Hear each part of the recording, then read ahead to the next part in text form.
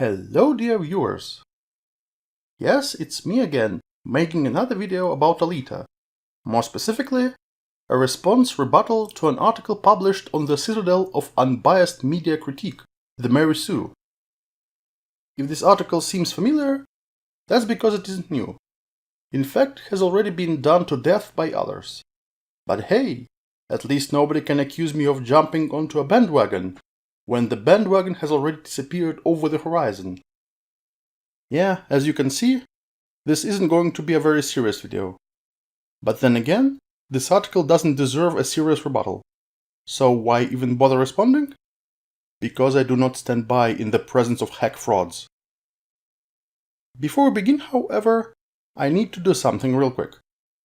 This joint won't be enough to get me through the mess with my sanity intact. Be right back. Unlimited powder! Okay, that's better. The article is titled, How Alita Battle Angel Found an Unlikely Fanbase in MRA Trolls, and the subheader reads, Men who hate women love Alita, but why? Right from the start we see that the article is going to be fair and balanced. The author presents quite a claim, don't you think? I wonder if she provides evidence to substantiate it. Spoiler, no she doesn't. Speaking of the author, her name is Chelsea Steiner, and for some reason she reminds me of Mass Effect Andromeda NPCs. I think it's the eyes. After 14 months of failed inbred colonization, my fate happened. Also, I can't help but notice a Diet Coke. I'm sorry, but if you're serious about weight loss, you should get a different kind of Coke.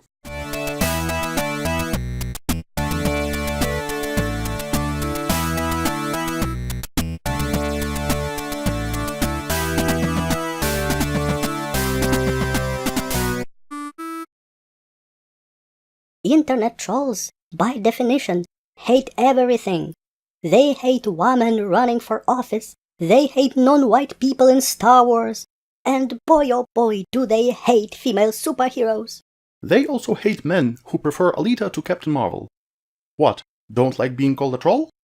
Welcome to my world, sweetie! We here at the Mary Sue are unfortunately experts on this subject, because every time we publish an article on these topics, we are inundated with angry comments, tweets, and hate email from a host of angry anonymous dudes who are furious because of women. First, if they were experts on trolls, they would know that rule number 1 is don't feed them. The mere existence of this article shows a total lack of understanding of what trolls want. Although it's obvious that people like Ms. Steiner use troll as a generic insult to dismiss any criticism, it's a fallacy known as straw troll. Second, why does she assume the gender of all of her detractors? Doesn't she know how problematic it is? The most recent herpes-like outbreak of impotent male rage came last month, when men in basements across America furiously scorned the release of Marvel's first female-led feature, Captain Marvel. Men boys were incensed over several things, including Brie Larson not smiling, her lack of a sexy outfit, her outspoken feminism, and her impassioned call for diversity in film journalism. I am not surprised that Chelsea's presence can cause impotence in men. As for men boys, well, there are plenty of women who didn't like Captain Marvel. Roll the tape. This movie is so concerned with being a feminist film that it forgets how to be a superhero film. Honestly, Wonder Woman was better. Alita Battle Angel was way better. Those are some strong female characters that don't fuck around. I'm not saying Captain Marvel isn't a strong female character. She is a very strong female character, and I love that. But those movies are better. They're just so much better. If you told me at the beginning of this year that Alita Battle Angel was going to be better than Captain Marvel, I would have spit my drink out right in your face. I'm going to give Captain Marvel a 3 out of 5. I just wasn't impressed. I thought it felt very low budget, very cheap, and I really just thought, well, hey, I thought you guys were bringing it, but you apparently didn't, at least to me anyways. I'm going to give Captain Marvel a C-. Thought it was pretty disappointing. you know, that's the film. It's got some funny moments. It's got some pretty okay action. I'd say some well-done action sequences. Some underwhelming. I mean, the film overall is just underwhelming. But it's just, you can skip it. You really can. You can miss it. If you weren't going to see it, miss it. Alita is hands down the better movie. There's no contest. There's no question. If I was scoring this on Rotten Tomatoes or on anywhere else, I'd probably give it like right down the middle, 50-50. You know, it's not so horrible that it's unwatchable, but it's not a good movie. But yeah, other than that, it was just kind of a slow, boring movie. It reminded me of like sitting there at my mom's like during the holidays or something, and she's just got all those Christmas movies playing nonstop.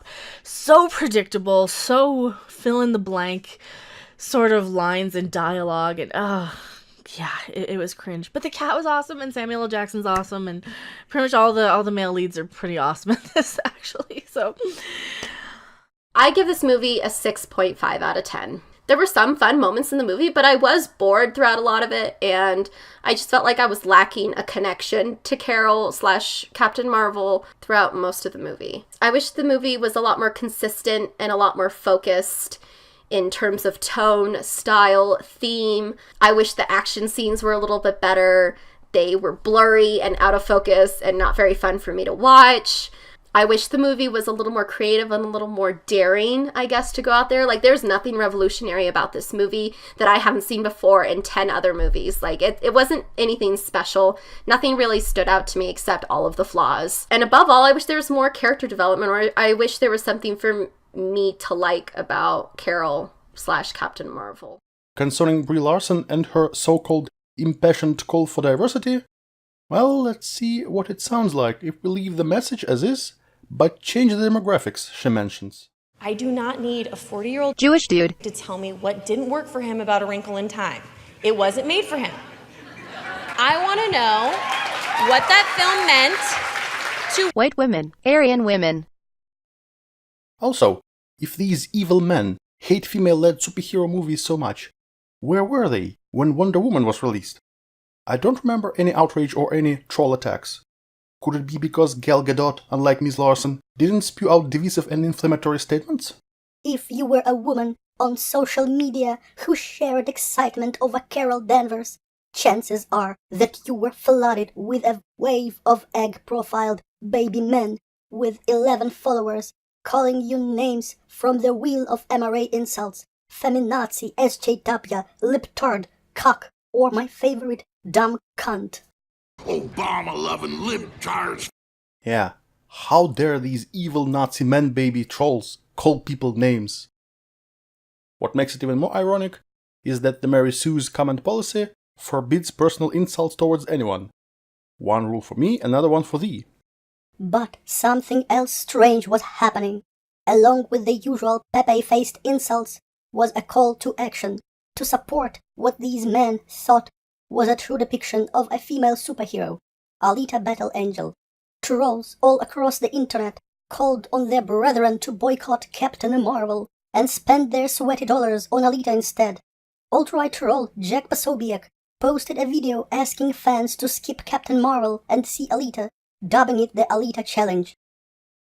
Oh yes, they decided to go see a movie with a female lead played by a Latina woman because they hate women and people of color.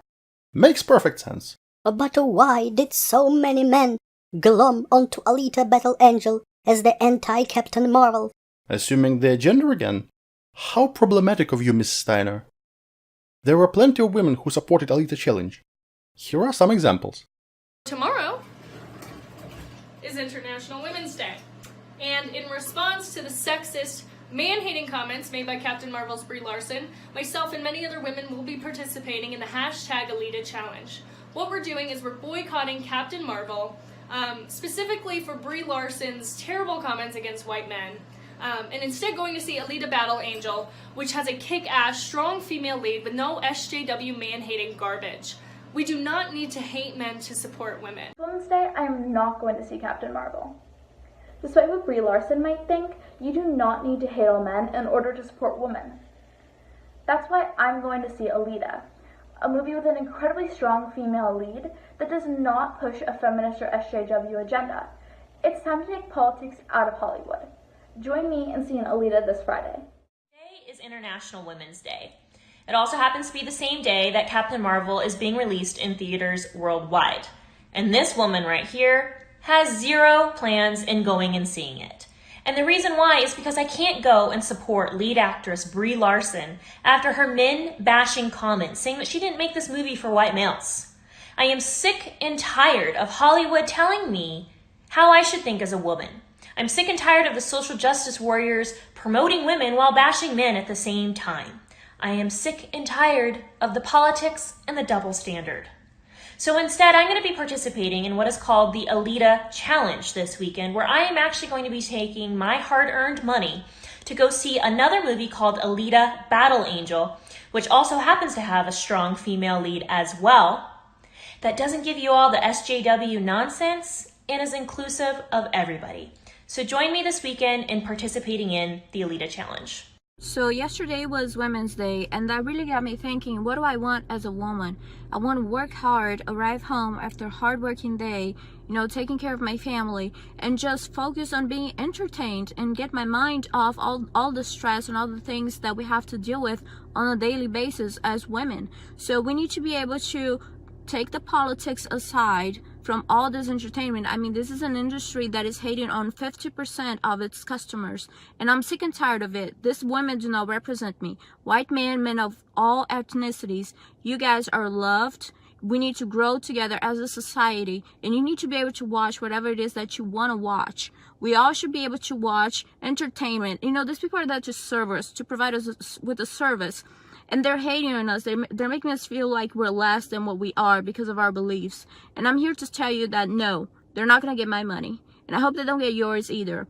So hashtag Alita Challenge. I'm going to be doing, I'm not going to be watching, Captain Marvel. I'm going to be watching Alita, because these are the role models that we need to focus on as women. We need to share them, with our children, with our girlfriends and everything. We cannot be hating on men. We cannot be hating on other people just because of who they are and what they are. And if they want to hate me for it, so be it.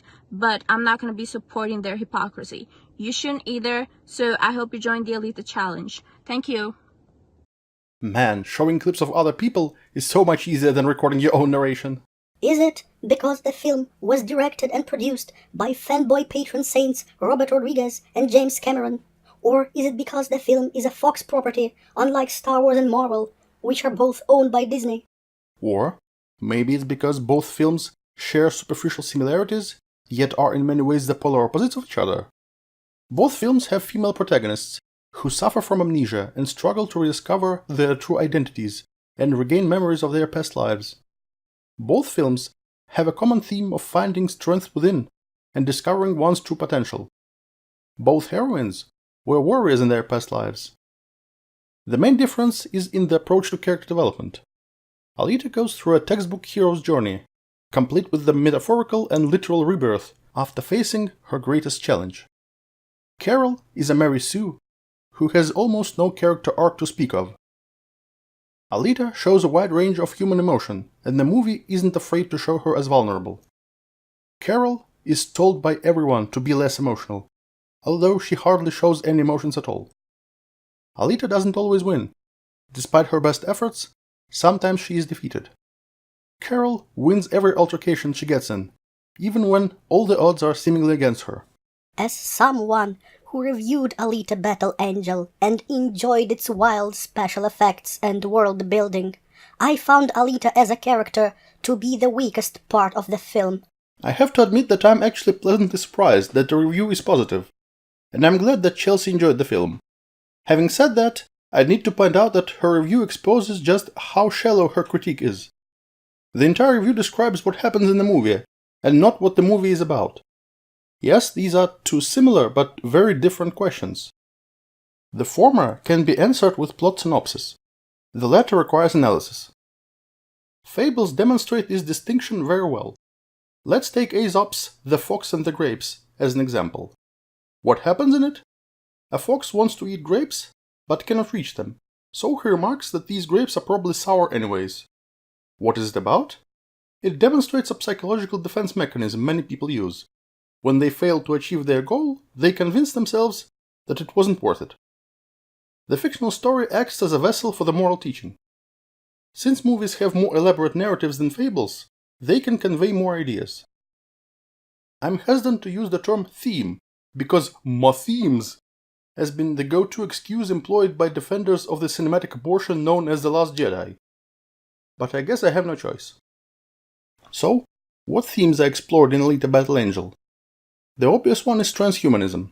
Another is class divide. People living in Iron City are the literal underclasses, while the elites who exploit them dwell in an ivory tower. Yet another theme is gun control and how it is used by the ruling elite to keep the plebeians in check. After all, you don't bring a knife to a gunfight, so the only side that has guns will retain power. There are other themes, such as the dangers of chasing an unattainable dream, but I'll leave the task of finding them up to you.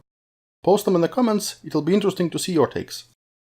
Ms. Steiner's review provides a plot summary, praises the special effects, and the action sequences.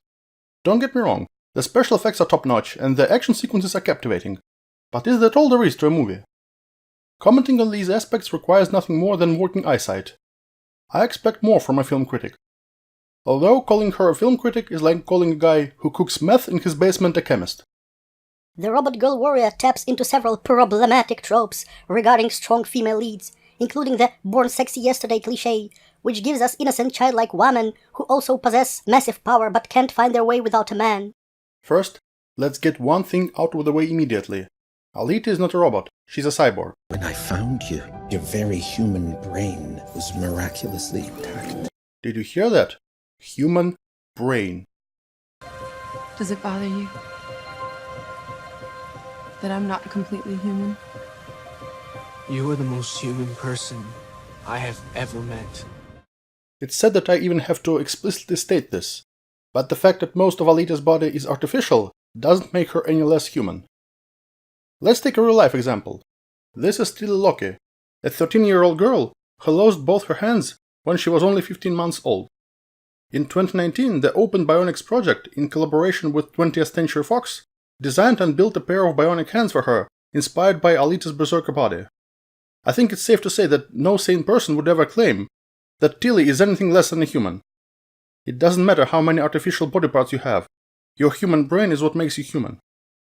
As for problematic tropes, the website Chelsea Steiner writes for is named after a problematic trope that has become a staple of low-quality fanfiction and Disney-era Star Wars movies. Mary Sue? Regardless, I disagree with the notion that Alita falls under the born sexy yesterday trope. Full disclosure, I haven't read the manga yet, so what follows might not be accurate to the source material. I'm basing this purely on what was in the movie. So, why do I disagree with Miss Steiner?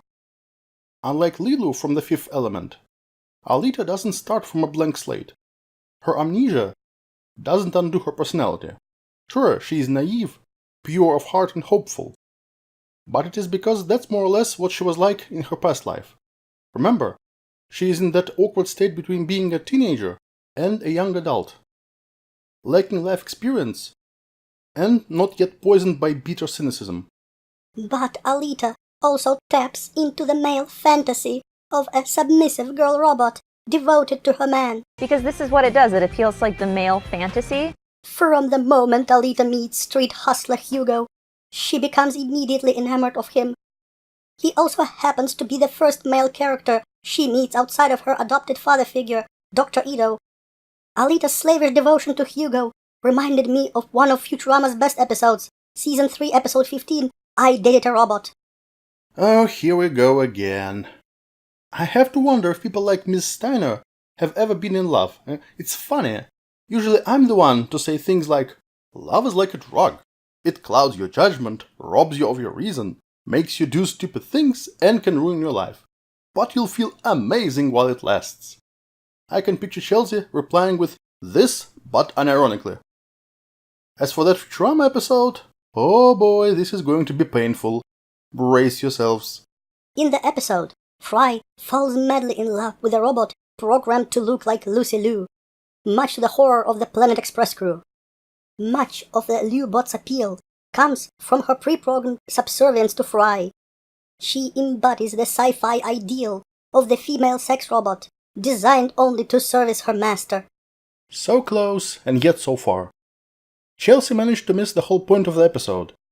While initially Lucybot was nothing more than a robotic shell running its code, it is heavily implied that she eventually transcended this state and achieved self-awareness. After Fry confesses his love for her, she on her own initiative decided to put herself in harm's way to save Fry and his friends from the army of killer Lucybots.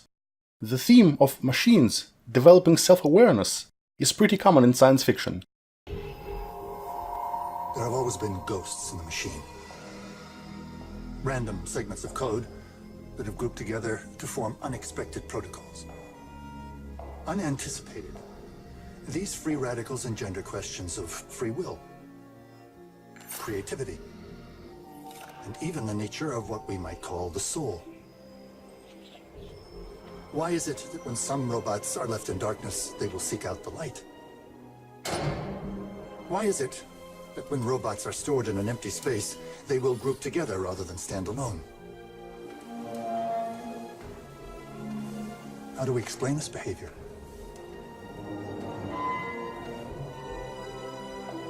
Random segments of code?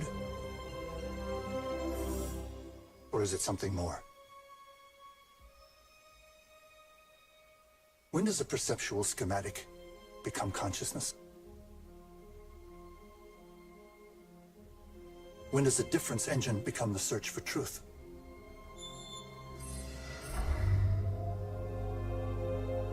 When does a personality simulation become the bitter moat of a soul?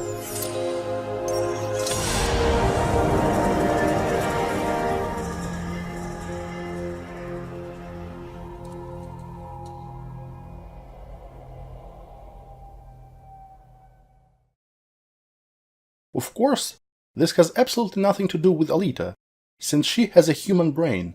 We've seen this sexbot character many times in sci-fi, from the busty fembots of Austin Powers.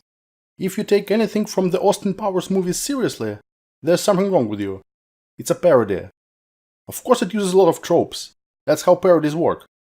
Also, the way fembots are portrayed makes me think that they are an allegory for women who weaponize their sex appeal. In case of fembots, quite literally, since they have machine guns in their breasts. Alita is not a sexbot, but perhaps something even worse. She is a lovebot, a cyborg that is powered by an unshakable and unearned devotion to the first boy she meets. Early on in the film, she opens her chest cavity and literally offers her mechanical heart to Hugo, saying, "I'd do whatever I had to for you. I'd give you whatever I have. I'd give you my heart." Yeah, that settles it. Mrs. Steiner has never been in love. I'm actually starting to suspect that she might be a robot. Also, this scene doesn't happen early in the film. It happens in the third act, after she gets her berserker body. Regardless, what Mrs. Steiner fails to realize is that this trait of Alita is shown to be her flaw. To be believable and relatable, fictional characters need to have quirks of personality, flaws and weaknesses. Quite often, weaknesses are the continuation of their strengths. Alita is adamant and resolute, but this often makes her behave in stubborn ways. She is very passionate, but as the result, emotions can get the better of her.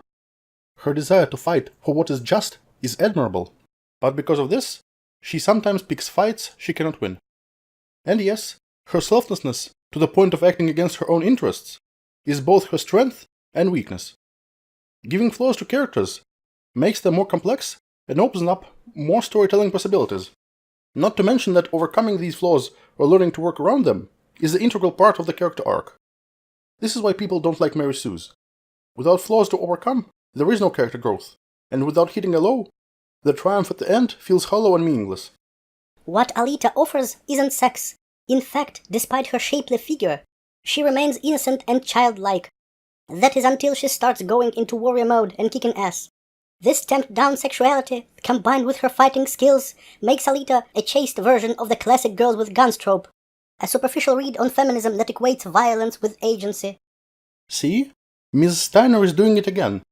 She is just listing problematic tropes without explaining what is problematic about them. This is not an analysis, it's a description, shallow and trivial. Also, shapely figure? Do I detect envy? Maybe I should have reviewed Mrs. Steiner's article in the Cybertits series. And it's exactly this kind of female empowerment that entitled fanboys crave. a hot woman warrior who fights not for herself, but for her man, while remaining utterly devoted to him. No wonder she appeals to internet trolls. For them, she's a female fantasy come to life. What an interesting theory Mrs. Steiner has concocted. Too bad that she got a lot of things wrong, either by accident or deliberately. In the film, Alita gets into a lot of fights, and only in 2 of them does she fight for Hugo instead of herself. The rest are her defending herself from assailants, attempting to get hunter warriors to respect her, or seeking revenge. Let's also not forget that Hugo agreed to cover her back during a bar fight, even though any of the cyborgs could easily rip him apart. Their relationship wasn't a case of Hugo using Alita as his personal hitwoman. Instead, they were a couple who looked after each other to the best of their abilities. It just happened that one of them was the ultimate war machine, which brought asymmetry to this dynamic. So why did internet trolls like Alita? Because of the reasons Mrs. Steiner listed? Or maybe they like Alita Battle Angel because it's a genuinely great movie with a likable and relatable protagonist, fascinating setting and captivating story? Maybe it's because Rosa Salazar made the role her own, delivering an excellent performance and bringing Alita to life? Could it be the fact that this movie is both a magnificent spectacle and a passion project full of heart? Sometimes a cigar is just a cigar. The article was such a pain to get through. As the result, the video turned out longer than I expected. I hope I didn't bore you to death. Thanks for enduring my ramblings. As always, it was my privilege. See you next time.